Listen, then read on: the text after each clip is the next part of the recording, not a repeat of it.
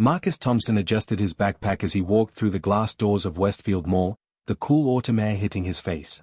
At 17, he had finally saved enough money from his part-time job at the community center to buy the laptop he needed for his computer science classes. His mother had dropped him off 20 minutes earlier, promising to pick him up at 6 o'clock sharp. The mall hummed with afternoon shoppers, their voices blending into a comforting backdrop of normalcy. Marcus felt good. He felt accomplished. He had worked hard for this moment, and nothing was going to ruin it. The electronics store gleamed under bright lights as Marcus entered. He had researched every specification, read countless reviews, and compared prices for weeks. The sales associate, a middle-aged woman named Patricia, greeted him warmly. She had helped him during his previous visits when he was just browsing and dreaming. Now he was ready to make the purchase. Marcus pulled out his carefully organized envelope of cash, $1,500 in crisp bills. He had been saving for 8 months, working weekends and holidays, tutoring younger kids in math, and doing odd jobs around the neighborhood. Every dollar represented hours of his life, his dedication, his dreams of becoming a software engineer. Patricia processed the transaction efficiently, her fingers dancing across the keyboard as she verified the cash and printed the receipt. She placed the laptop box in a sturdy shopping bag and handed it to Marcus with a genuine smile. "You're going to do great things with this," she told him, and Marcus believed her. He thanked her profusely, his heart swelling with pride as he exited the store. The weight of the bag in his hand felt significant, like he was carrying his future. He checked his phone, it was only 4:30. He had time to grab a smoothie from the food court and maybe check out the bookstore before his mom arrived. The mall's atmosphere shifted subtly as Marcus made his way toward the food court. He noticed a security guard speaking urgently into his radio, eyes scanning the crowd. Marcus thought nothing of it. Mall security always seemed to be dealing with something. He ordered a strawberry banana smoothie and found a seat near the fountain, pulling out his phone to text his best friend Jerome about the purchase. His fingers flew across the screen, excitement bubbling through every word. This was supposed to be one of the best days of his life. At 4:45, Marcus decided to head toward the north entrance where his mother usually picked him up. He gathered his shopping bag and smoothie, weaving through clusters of shoppers. The mall had grown more crowded as the afternoon progressed, families with small children, teenagers in groups, elderly couples walking slowly hand in hand. Marcus felt like he belonged here, just another person going about their day. He pushed through the heavy glass door, stepping into the parking lot where the sun was beginning its descent, painting the sky in shades of orange and pink. That's when everything changed. 3 police cars sat in the parking lot, their presence immediately noticeable. Marcus's stomach tightened slightly, but he kept walking toward the pickup area. He had done nothing wrong. He was just a kid with a new laptop, waiting for his mom. But as he walked, he noticed the officers' attention shift toward him. Their postures changed, hands moving to their belts, bodies tensing. One officer pointed in his direction, saying something into his radio. Marcus's heart began to race, confusion flooding his mind. He slowed his pace, uncertain what was happening. The officers started moving toward him with purpose, their faces stern and focused. Marcus stopped walking altogether, his free hand instinctively rising slightly as if to show he meant no harm. The shopping bag suddenly felt impossibly heavy, and the beautiful afternoon transformed into something terrifying. His mouth went dry as the officers closed the distance, their hands now clearly on their weapons.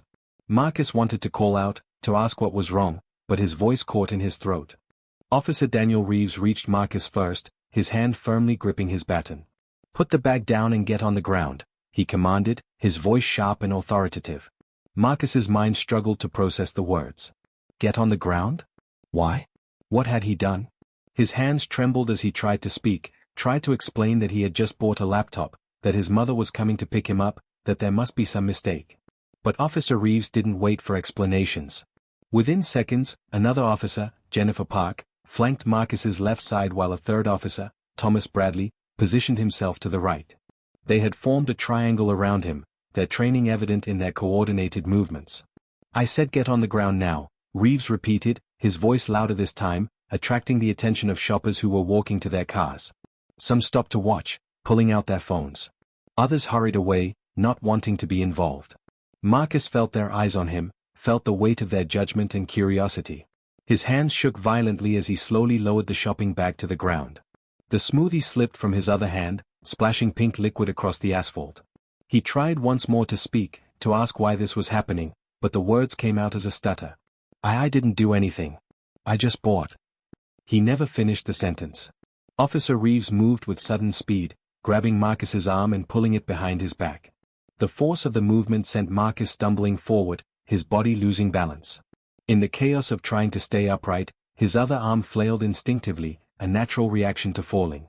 But to the officers, it looked like resistance. Officer Park grabbed his other arm, and together they forced Marcus to the ground. His face hit the pavement hard, the rough surface scraping his cheek. Pain exploded across his face and shoulders as the full weight of two officers pressed down on him. He tasted blood in his mouth, felt gravel embedded in his skin. "Stop resisting," Bradley shouted, though Marcus wasn't resisting. He was simply trying to breathe under the crushing pressure on his back. His backpack dug into his spine, and his arms were being wrenched at angles that sent shooting pains through his shoulders. The world tilted and blurred, sounds becoming muffled except for his own labored breathing and pounding heart. Somewhere in the distance, he heard voices shouting, people yelling at the officers to stop, that he was just a kid. But the officers didn't stop. Cold metal handcuffs clicked around Marcus's wrists, the tightness immediate and uncomfortable. They pulled him up roughly, his legs weak and unsteady beneath him. "We got a call about a robbery," Reeves said, his breathing heavy from the exertion. "Black male, late teens, carrying electronics from the store. That's you." Marcus's blood ran cold. A robbery? He hadn't robbed anyone. He had paid for the laptop. He had the receipt. The receipt, Marcus gasped, trying to turn his head toward the shopping bag. "It's in the bag. I have the receipt. I paid for it." But the officers weren't listening. They were too focused on securing him, too convinced they had caught their suspect. Park grabbed the shopping bag, pulling out the laptop box. She examined it briefly, her expression skeptical. More police cars arrived, their sirens piercing the air. Marcus counted 4, then 5 vehicles. This was escalating beyond anything he could have imagined. Officers emerged from their cars, approaching the scene with hands on their weapons. The crowd of onlookers had grown larger, phones held high, recording everything. Marcus felt utterly exposed, humiliated, and terrified.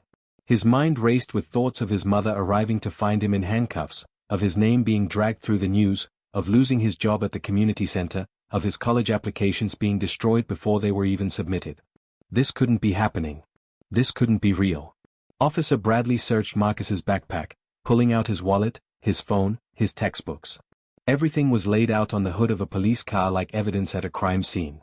Marcus watched helplessly, still in handcuffs, still bleeding from his face, still trying to make sense of a nightmare that had materialized from a perfect afternoon. "Please," he said, his voice breaking. "Please just look at the receipt. Call the store. They know me. Patricia helped me. I've been saving for months." But his words seemed to disappear into the wind, unheard or dismissed. The officers were talking among themselves, radios crackling with dispatches, creating a wall of noise and authority that Marcus couldn't penetrate.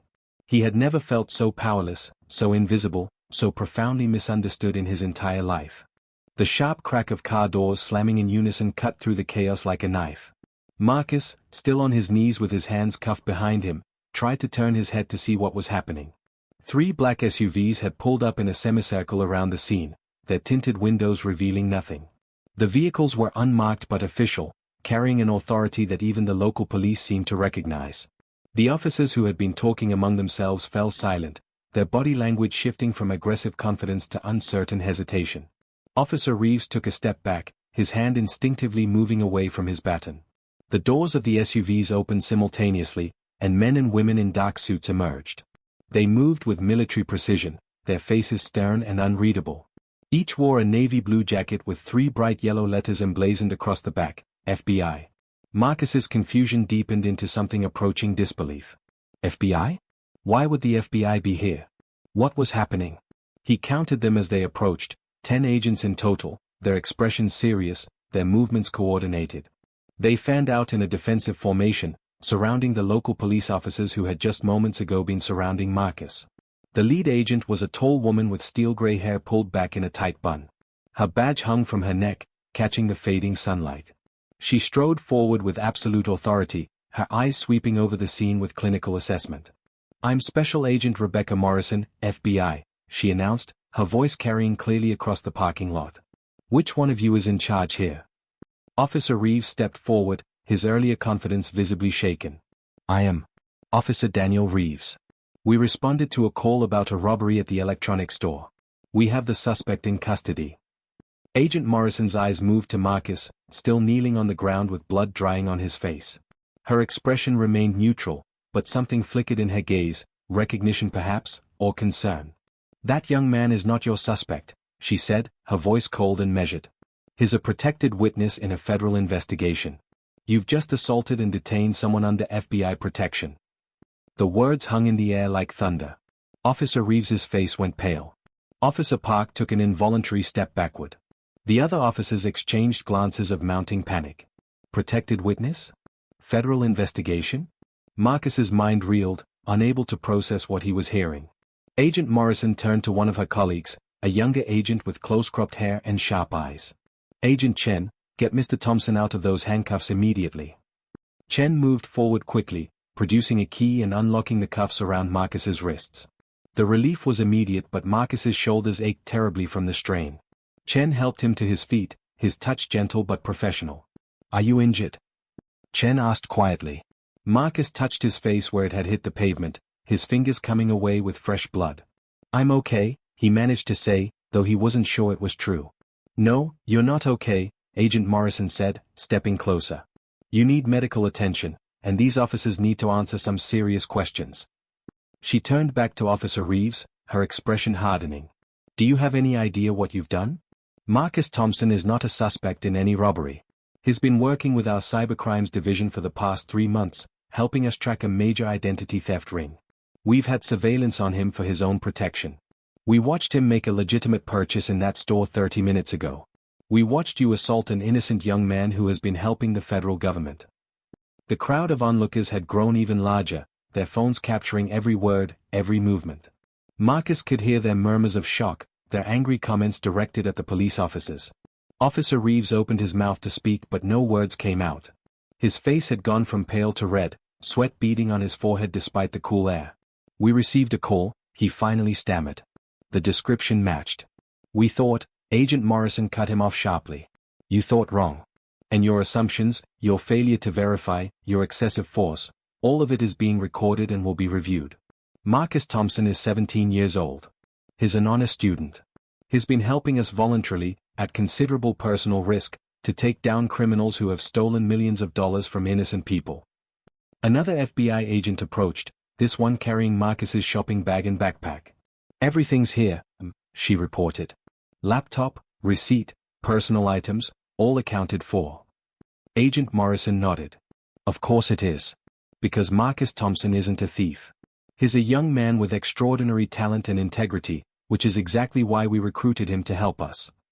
She pulled out her phone, making a call that everyone could hear clearly. "Yes, this is Special Agent Morrison. I need a medical unit at Westfield Mall North parking lot immediately. And I need to speak with Chief Patterson. Tell him we have a situation involving excessive force against a federal witness." "No, I'm not waiting. Get him on the line now." Marcus stood there, supported by Agent Chen, trying to absorb everything. Federal witness? He had helped the FBI? His mind struggled to piece together memories, fragments of conversations, online interactions he had thought were just advanced computer science exercises. The anonymous forum where he had been solving complex coding problems. The encrypted messages asking for his help analyzing security vulnerabilities. The pattern recognition tasks that had seemed like academic challenges. Had all of that been real? Had he actually been helping the FBI without fully realizing it? Agent Morrison ended her call and approached Marcus directly, her expression softening slightly. "I'm sorry this happened to you, Marcus. This should never have occurred. You've done nothing wrong. In fact, you've done something extraordinary." Agent Morrison gestured toward one of the SUVs. "Let's get you somewhere more comfortable," she said to Marcus, her voice gentle now, a stark contrast to the steel she had shown the police officers. Marcus glanced back at Officer Reeves and the others, who stood frozen like statues, their faces masks of horror and confusion.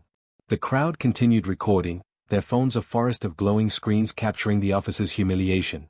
Marcus felt a strange mixture of vindication and discomfort. Part of him wanted answers, needed to understand what was happening. Another part of him just wanted to go home, to wake up from this bizarre nightmare. Agent Chen led Marcus to the middle SUV, opening the back door. The interior was clean and professional, with leather seats and the faint smell of coffee. Marcus slid inside, his body aching from the rough treatment. Agent Morrison sat beside him while Agent Chen took the driver's seat. Another agent, a man with kind eyes and graying temples, sat in the passenger seat and turned to face Marcus. "I'm Agent David Lawrence," he said. "We owe you an explanation, and we owe you an apology. What happened today should never have occurred." Marcus found his voice, though it came out hoarse. "I don't understand. You said I'm a federal witness? That I've been helping you? I thought I was just doing coding challenges online." Agent Morrison pulled out a tablet, tapping it to life. The screen showed a complex network diagram, nodes and connections spreading like a web across the display. 3 months ago, you posted a solution to a cybersecurity problem on an anonymous forum. Your approach was innovative, elegant, and caught our attention. We were monitoring that forum because we knew members of a sophisticated identity theft ring frequented it, recruiting talented hackers. Agent Lawrence continued the explanation. "We reached out to you through encrypted channels, presenting ourselves as advanced computer science researchers. We gave you problems to solve, patterns to analyze. You probably thought it was part of some elite academic program." Marcus nodded slowly, memories flooding back. The challenging puzzles that had appeared in his messages. The complex datasets he had been asked to analyze. The encryption algorithms he had helped optimize. "I thought it was MIT or Stanford," he admitted. "I thought maybe I was being evaluated for early admission or a scholarship."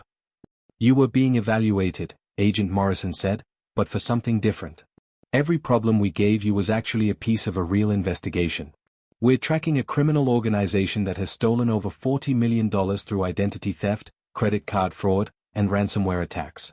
They are sophisticated, operating across multiple states, using advanced encryption and distributed networks to hide their activities. Your solutions helped us crack several of their security measures. You helped us identify key players in their organization.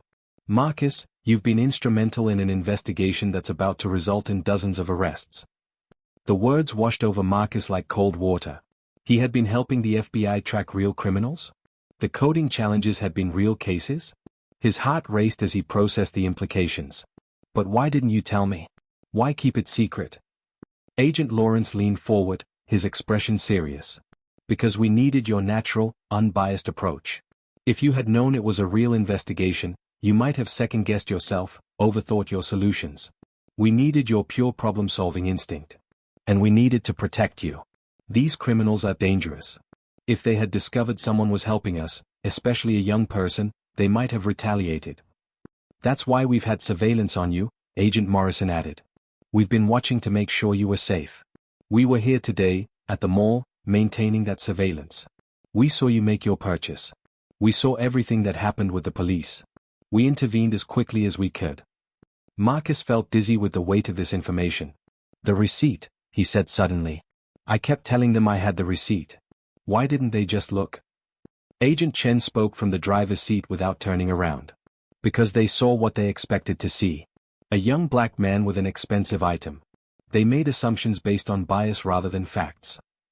Agent Morrison's jaw tightened. "Which is exactly why there will be consequences.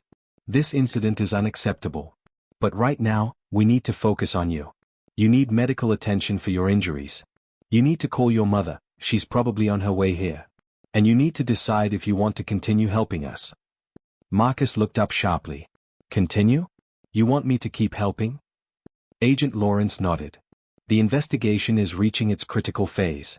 In 2 weeks, we're planning simultaneous raids on the organization's operations in 6 different cities. Your analysis has been crucial to our planning. But after what happened today, we would understand if you want to step away. You've already done more than we could have asked." Marcus thought about the criminals, about the $40 million stolen from people who probably couldn't afford to lose it. He thought about families whose identities had been stolen, whose credit had been destroyed, whose lives had been turned upside down by faceless thieves hiding behind computer screens. He thought about the laptop in his shopping bag, the tool he had bought to build his future. And he realized that maybe his future was bigger than he had imagined. "I'll keep helping," he said quietly but firmly. "But I want to know everything. No more secrets. I want to understand exactly what I'm doing and why." Agent Morrison smiled for the first time, a genuine expression of respect. "That's fair. That's more than fair. After we get you medical attention and talk to your mother, we'll brief you completely. You'll know everything we know. You'll be a full partner in this investigation. She paused, her expression growing serious again. But Marcus, you need to understand something. What you're doing is important and valuable, but it's also dangerous. These people have killed to protect their operation. We'll provide protection, but there are risks. Your mother needs to know. She needs to be able to make this decision with you. Marcus nodded, the reality of the situation finally settling into his bones. He wasn't just a kid who had bought a laptop. He was someone who had stumbled into something larger than himself, something that mattered. The pain in his face and shoulders reminded him that there were real costs to this involvement, real dangers. But there was also purpose, meaning, the chance to use his skills to help people. Agent Chen started the engine. Let's get you taken care of, he said. Through the window, Marcus could see the police officers still standing in the parking lot, their world having collapsed around them in the span of minutes. The emergency medical technician cleaned Marcus's wounds with gentle efficiency, applying antiseptic that stung fiercely. Marcus sat in the back of an ambulance that Agent Morrison had called, the doors open to the cooling evening air. His mother had arrived 15 minutes earlier, her face a mixture of terror and fury that Marcus had never seen before. Agent Morrison had spent 10 minutes speaking with her privately, showing her credentials, explaining the situation. Now his mother sat beside him, holding his hand tightly, her own hands trembling. My baby, she kept whispering. They hurt my baby. Diana Thompson was a strong woman, a single mother who had worked 2 jobs to raise Marcus after his father died when he was 8. She had sacrificed everything to give him opportunities, to keep him safe, to build a life where he could dream beyond their neighborhood's limitations. And now, watching a medic treat her son's injuries inflicted by police officers who had assumed the worst, her strength was being tested in ways she had prayed she would never face. Mrs. Thompson, Agent Morrison said, standing nearby with respectful distance, I know this is overwhelming. I know you're angry, and you have every right to be. What happened today was wrong on every level. Diana's voice was thick with emotion when she spoke. He's 17. He's a child.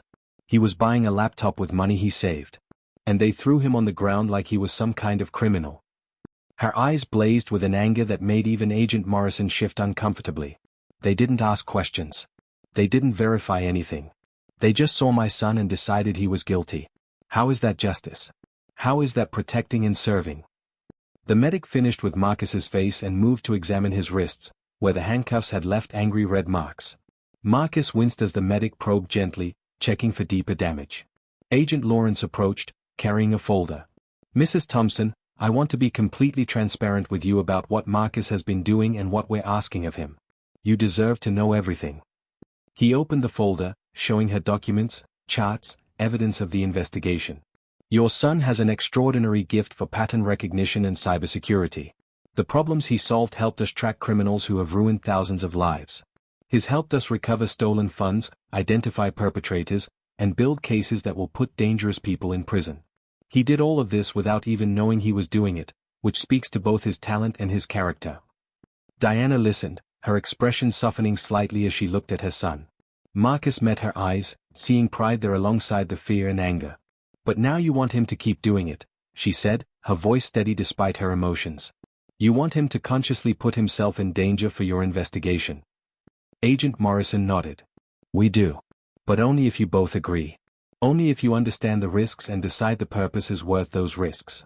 We would provide protection, resources, and support. Marcus would be compensated for his work. More importantly, he would be making a real difference in people's lives. The parking lot had been cleared of the crowd, but camera crews from local news stations had arrived, their vans parked at a distance. Police Chief Patterson had arrived 30 minutes earlier, his face grave as he conferred with senior FBI officials. The officers who had tackled Marcus had been separated, each being interviewed by different agents. Their careers hung in the balance, and everyone present knew it. Marcus watched the scene with a strange detachment, as if it were happening to someone else. But the throbbing pain in his face kept him grounded in reality. What do you want to do, Marcus? His mother asked, turning to look at him directly. This is your choice. I'll support whatever you decide. Marcus thought carefully before answering. He thought about the morning, waking up excited about buying his laptop. He thought about the terror of being thrown to the ground, the humiliation of the handcuffs, the helplessness of not being heard. But he also thought about the victims of the criminals he had helped track. He thought about the family whose life savings had been stolen, the elderly couple whose identities had been used to commit fraud, the small business that had been destroyed by ransomware. He thought about power and purpose, about using his gifts for something beyond himself. "I want to finish what I started," Marcus said finally. "But I have conditions." Agent Morrison raised an eyebrow, a slight smile playing at her lips. "Name them." Marcus counted them off on his fingers. "First, no more secrets. I want complete transparency about what I'm doing and why. Second, my mother knows everything. Third, if at any point I feel uncomfortable or want to stop, I can walk away with no consequences. Fourth, I want protection not just for me but for my mom. And fifth, I want the officers who attacked me today to face real consequences. I don't want an apology and a handshake.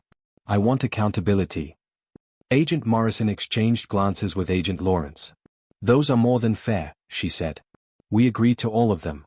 The officers will face investigation by Internal Affairs, the FBI, and likely civil rights charges. Chief Patterson has already indicated his department will cooperate fully." She extended her hand to Marcus. "Partners?" Marcus looked at her hand, then at his mother, who gave him a small, proud nod. He shook Agent Morrison's hand firmly. "Partners." 2 weeks later, Marcus sat in an FBI command center, surrounded by monitors showing live feeds from 6 different cities. He wore a headset, coordinating with analysts who were executing searches based on his work. The raids were happening simultaneously: apartments, offices, server farms. Dozens of agents moving with precision to dismantle the criminal organization he had helped expose. Agent Morrison stood behind him, watching with satisfaction as years of investigation culminated in this moment. "You did this," she told him quietly. "You made this possible." On the largest monitor, agents led suspects out of a building in handcuffs. Marcus recognized the lead suspect's photo from the files he had studied. The man had orchestrated thefts totaling $43 million, destroying countless lives without remorse. Now he was being brought to justice, and Marcus had played a crucial role. The young man thought about the mall parking lot, about the officers who had judged him based on his skin color rather than his character. He thought about the laptop sitting on his desk at home, the tool he was using to build a different future than anyone had expected. He thought about how a terrible experience had revealed a purpose he hadn't known he was searching for. His mother sat in the observation area behind glass, watching her son work with federal agents like he belonged there. Because he did belong there. Not as a suspect, not as someone to be feared or controlled, but as someone valuable, talented, and essential. The news coverage of the mall incident had sparked national conversations about racial profiling and police conduct. The officers involved had been suspended pending investigation. Chief Patterson had issued a formal apology and promised department-wide retraining. But Marcus knew the real victory wasn't in their punishment. It was in proving who he actually was, not who they assumed him to be. As the final raid concluded successfully, the command center erupted in cheers and applause. Agents shook Marcus's hand, congratulated him, treated him with respect and admiration. Agent Morrison presented him with an official FBI challenge coin, a token of appreciation reserved for those who had made significant contributions to the Bureau's work. "This is just the beginning," she told him. "You have a future here if you want it. College, training, a career with us. The choice is yours." Marcus looked at the coin, feeling its weight in his palm. He thought about all the choices that had led him to this moment, some his own and some forced upon him by others' prejudices. But here, now, he was making his own choices about his own future. And that future looked brighter than any laptop screen, more powerful than any code he could write, more meaningful than any achievement he had imagined. "Let's get started," Marcus said, ready for whatever came next.